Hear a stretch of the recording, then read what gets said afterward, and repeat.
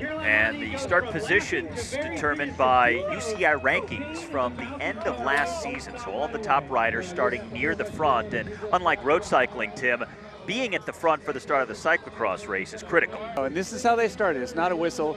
It is a light. You get a warning. You get a minute. You get a 30-second. They pull the tape, and then you wait for that light. And when that light goes, you have to go from 0 to 100 miles an hour as soon as you possibly can. And with that, we are underway with the first ever World Cup event outside of Europe, happening tonight in Las Vegas. So now that we're getting a look at the course and the way the race is starting to settle in, how difficult is it going to be to pass and to play some kind of a tactical game with Lechner and some of these others riding pretty strongly at the front? I think the course is, as Tim has been talking about, so heavy and so much resistance that this is a real peddler's course. It's not so much based on technical acumen, although if you're smooth and you have technical ability, you can save some energy in the corners and over some of the obstacles. Catherine Pendrell of Canada leading Eva Lechner of Italy at the front of the race right now.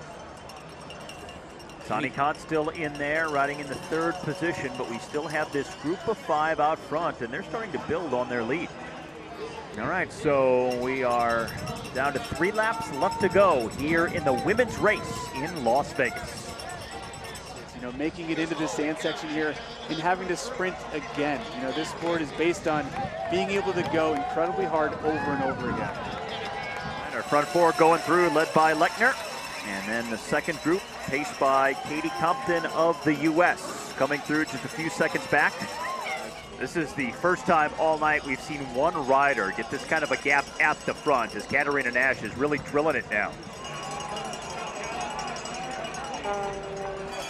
And now Nash coming through for her final lap.